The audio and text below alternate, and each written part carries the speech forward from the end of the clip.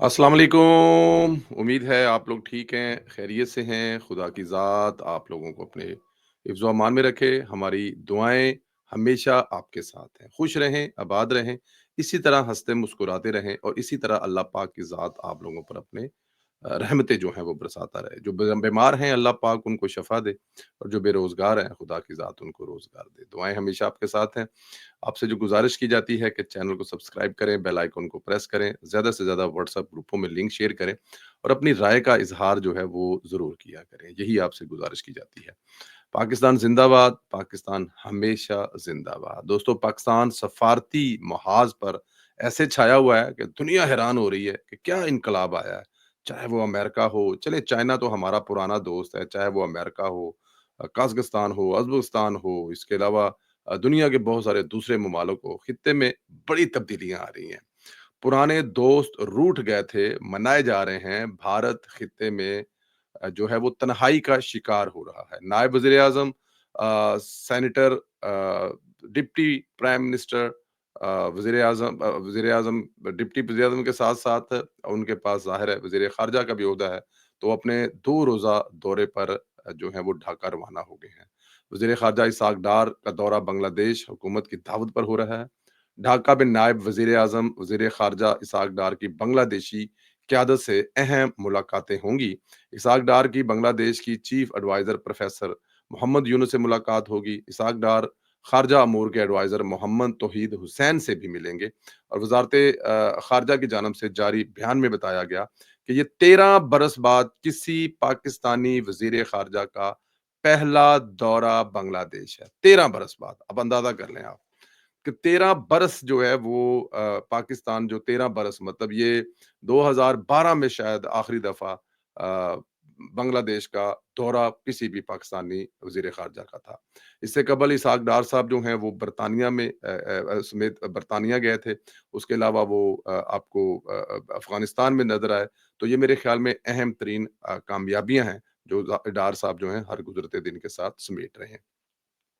ये दौरा न सिर्फ पाकिस्तान और बांग्लादेश के दरमियान सफारती तल्लुकात को मज़ीद मज़बूत करेगा, जबकि इलाकाई ताउन और मुश्तरका मफादात के नए रास्ते भी खोलेगा। खित्ते में भारत के ज़वाल की कहानी तो हसीना वाजद के तख्ता उल्टने से शुरू हो चुकी थी और अंजाम मार का हक पर हुआ था। इस वक़्त पाकिस्तान खित्ते में ताकत का जो है ये अल्लाह ताला की ज़ात के फ़ज़ल से, करम से जो है वो मरकज़ बन चुका है। खित्ते में तवाज़ुन पाकिस्तान के ही दम से कायम रहता हुआ नज़र आ रहा है और ये बड़ी अच्छी बात है। देखिए कल तक जिस मुल्क को दुनिया भर में एक अजीब-सा लेबल लगा कर रखा हुआ था और 2 तरह का लेबल था। इमरान खान साहब के दौर में तो दहशतगर्दी के साथ-साथ वो दुनिया जहान में जाके ये भी बताते थे कि पाकिस्तान दुनिया का करप्ट तरीन मुल्क है। हालाँकि वो खुद वज़ीर-ए-आज़म थे, उनको कोई समझाने वाला नहीं था कि अब जब आप किसी दूसरे मुल्क में जाते हैं, तो वहाँ जाकर आपको ये हरकत नहीं करनी चाहिए। लेकिन खान साहब तो खान साहब थे। बट एनी हाउ इसहाक़ डार साहब जो है वो कामयाबी के झंडे गाड़ रहे हैं। जिस मैदान में कदम रखते हैं, अल्लाह ताला की ज़ात उनको इज़्ज़त देती है और मैं आपको पहले भी बता चुका हूँ कि पूरा 1 दिन स्पेंड करने का मौका मिला डिप्टी प्राइम मिनिस्टर के साथ और वो कमाल के इंसान हैं। मतलब कि उनका नॉलेज, उनकी टाइमिंग, उनका अनथक काम करना और चंद घंटे आराम करना। मुझे याद है जब वो जा रहे थे तो मैंने उनको मैसेज किया, तो वो जहाज़ में थे और जहाज़ में भी अपनी मेलें चेक कर रहे थे, लोगों को रिप्लाई कर रहे थे, जो रह गए थे उनको कवर कर रहे थे। बट एनी हाउ इधर अलीमा खान के दूसरे बेटे शेर शाह को भी अदालत में पेश किया गया। शेर शाह के जिस्मानी रिमांड पर फैसला जो महफूज है वो सुना दिया गया है। अदालत ने मुलज़म शेर शाह का 5 दिन का जिस्मानी रिमांड मंजूर कर लिया। अलीमा खान के बेटे गिरफ्तार हुए हैं तो वो तमाम बैरूनी हैंडलर्स जिनके साथ मिलकर वो काम करते थे सरगर्म हो गए हैं। जो पाकिस्तान मुखालफ बयानियां बनाते थे, कल रात से वो तमाम किराए के टटुओं सरगर्म है जिनका मौक़िफ़ डेफिनेट एंटी पाकिस्तान होगा क्योंकि वो है ही एंटी पाकिस्तान। इससे इससे रियासत का मौक़िफ़ मज़बूत होता जा रहा है। अलीमा खान के बेटों के खिलाफ केस साबित होता है कि दोनों रियासत जो मुखालिफ मुहिम है उसका हिस्सा थे बल्कि इसको लीड कर रहे थे। अलीमा खान का मारियो नाफल को इंटरव्यू भी इसी सिलसिले की एक कड़ी है।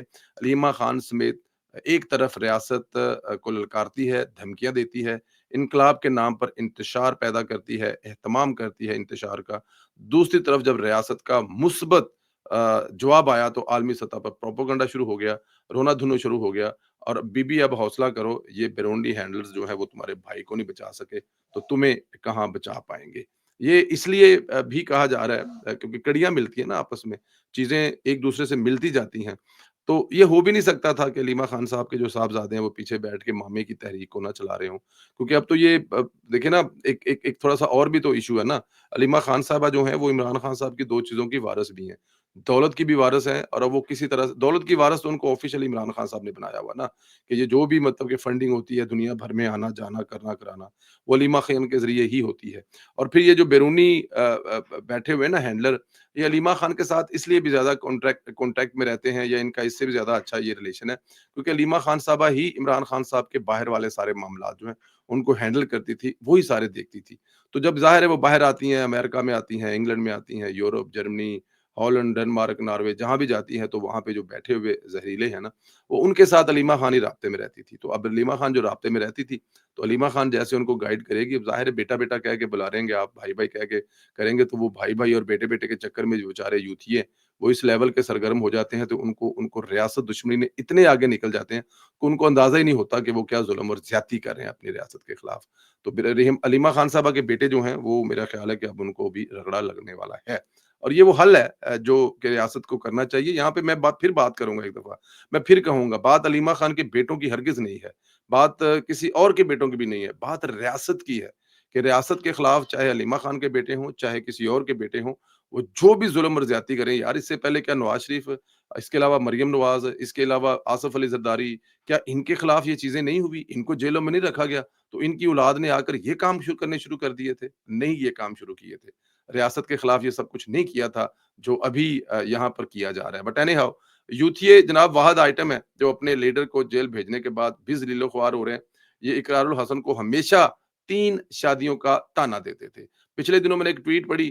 کہ تمہاری تینوں بیویاں اور یہ وہ آگے پیچھے اور ایسے پوچھے کر کے مطلب انتہائی بےہودہ، اب جو ان پہ تنقید کرتا ہے وہ آپ کو پتا ہے اس کو رگڑا لگانے میں یہ بڑے ماسٹر ہو جاتے ہیں، لیکن اقرار الحسن بھی اس وقت جو ہے نا وہ بالکل اپنے اس لیول ٹرول کے لیول پہ پہنچ جائے کہ اس کا کوئی جواب نہیں ہے، مردوں جب انہوں نے 3 شادیوں کا دعویٰ اقرار الحسن کو تانا دیا نا تو پھر آگے سے اس نے شرمسار کر دیا کہ مرد ہوں، تینوں کو ساتھ رکھ کر رشتہ نبھا رہا ہوں، ایک کو چھوڑ کر دوسری کو چھوڑ کر تیسری شادی نہیں کی تھی، اب وہ سمجھ تو گئے ہوں گے کہ پہلے کن نے چھڈی پھر دوجی چھڈی تو پھر انہوں نے کہا جی میں مرد ہوں، تینوں کو ساتھ رکھ کے جو ہے وہ چلا رہا ہوں، یوتھیے پھر نہ باز آئے تو اقرار نے کہا کہ مرد اور نامرد کی بحث چل رہی ہے تو یاد رکھیے مردانگی صرف جسمانی یا جنسی نہیں ہوتی، رشتے نبھانا بھی مردانگی ہوتی ہے، اپنی اولاد کو تسلیم کرنا بھی مردانگی ہوتی ہے،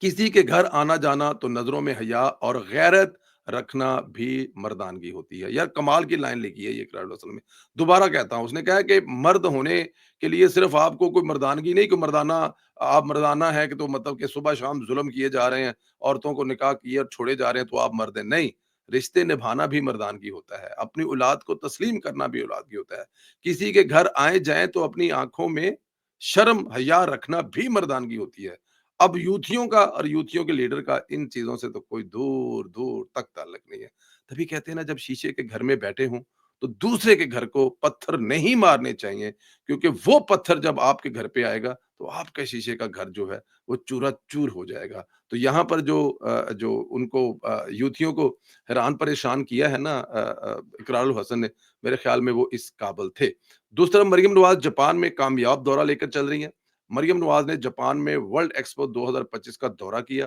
پنجاب کے شہروں کو فیوچر سٹی کے زیر تعمیر زیر تصویر تصور پر تعمیر و ترقی دیں گی، اوساکا ایکسپو 2025 میں مریم نواز شریف کی آمد، پاکستانی پویلین کے والانہ استقبال، غیر ملکی سیاحوں اور پاکستانی کمیونٹی سے ملاقات، جدید ٹیکنالوجی کا جائزہ لیا، اب دیکھیں یہاں پہ جو ایکسپو پہ گئی ہوں گی تو جو ہمارا ایکسپو وہاں پہ لگا ہوا ہے ان کا کیا مورال ہوگا کہ مریم نواز صاحبہ جو ہیں اس وقت جو اپنے صوبے کو لے کے چل رہی ہیں، اس وقت اپنے صوبے کے لیے جو صبح شام بھاگ دوڑ کر رہی ہیں، کیا مورال ہوا ہوگا، پھر ایکسپو میں بہت سارے دوسرے جو غیر ملکی سیاح ہیں یا پھر جو دوسرے لوگ آ رہے ہیں وہ پاکستانی اسٹال کی طرف کیوں نہیں دیکھیں گے کہ وہاں کی جو پہلی خاتون چیف منسٹر ہے وہ اپنے صوبے کے لیے آ رہی ہیں، اور پھر وہ کرنے کیا جا رہی ہیں کہ جو آپ کے فیوچر شہر ہے نا، اب دیکھیں نا اب تو وہ جو سعودی عرب والا شہر ہے وہ دنیا میں کہاں سے کہاں नियोन सिटी जिसको कहा जा रहा है कि उसमें ना कोई गाड़ी चलेगी, ना ये चलेगी। दुनिया कहाँ से कहाँ पहुँच गई है और हम तो कभी जिसको सोच भी नहीं सकते। तो मरियम नवाज़ साहिबा जो हैं,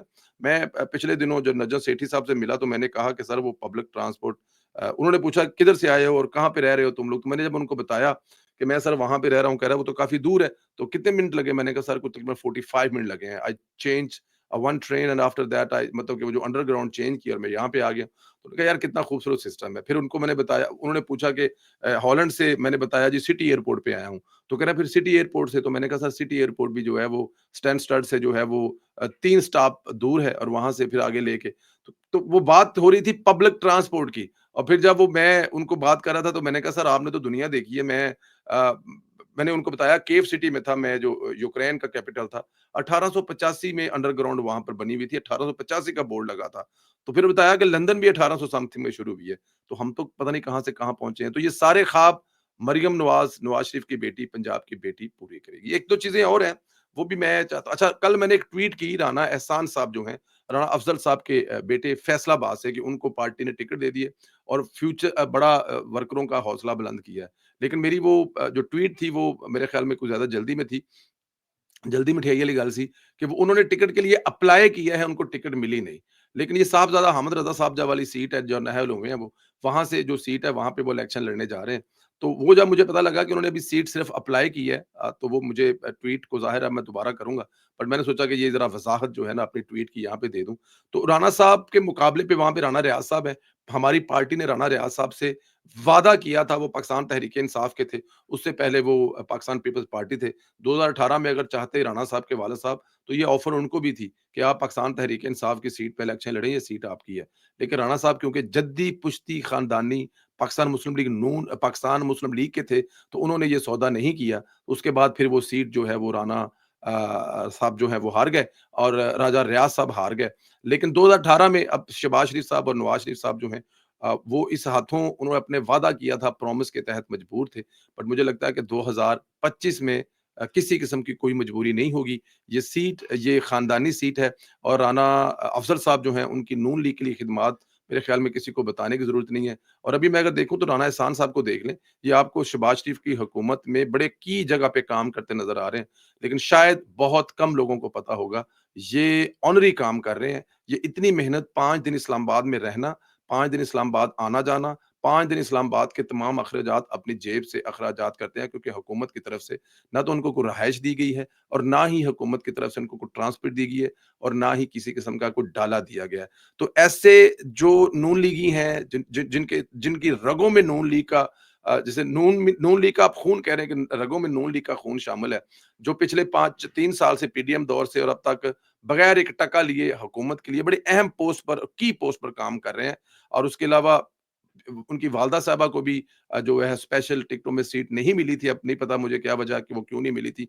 हालाँकि मेरे ख़्याल में राणा साहब की फैमिली डिज़र्व करती थी, तो वो भी होना चाहिए। तो यहाँ पे मेरा हुकूमत से गुज़ारिश भी है और पाकिस्तान मुस्लिम लीग नून के सदर मियाँ मोहम्मद नवाज़ शरीफ साहब से भी गुज़ारिश है कि अगर यहाँ पे कंसीडर कुछ किया जा रहा है, तो यहाँ पे और राणा सनाउल्लाह साहब ज़ाहिर है इस फैसलाबाद की सियासत को देखते हैं, तो राणा साहब के भी बरखुरदार हैं, अगर देखा जाए तो राणा एहसान साहब है। तो यहाँ पर ये राणा एहसान साहब का हक बनता है। पाकिस्तान मुस्लिम लीग नून अगर राणा साहब को टिकट देगी, तो बिलीव करें कि यहाँ पे जो वर्कर है, उसमें बहुत ज़्यादा एक जान आएगी और फिर वो जो फैसलाबाद से हमारी सीट है, जो हम हारे थे 2024 में, इंशाअल्लाह ताला राणा, वो हमारे से मुराद ये है कि राजा रियाज़ साहब हारे थे।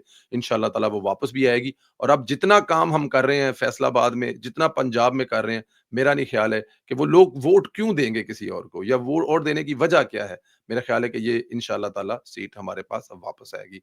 हमारी दुआएँ आपके साथ हैं, सलामत रहें, खुश रहें, अल्लाह पाक इसी तरह अपनी हिफ्ज़-ओ-अमान में रखे, खुश रखे, और इसी तरह हँसते मुस्कुराते रहें। चैनल को ज़रूर सब्सक्राइब करें, बेल आइकन को प्रेस करें और ज़्यादा से ज़्यादा व्हाट्सएप ग्रुपों में लिंक शेयर करें। राय का इज़हार करें। पाकिस्तान ज़िंदाबाद, पाकिस्तान हमेशा ज़िंदाबाद, पाकिस्तान हमेशा सलामत रहे, पाकिस्तान ता क़यामत रहे।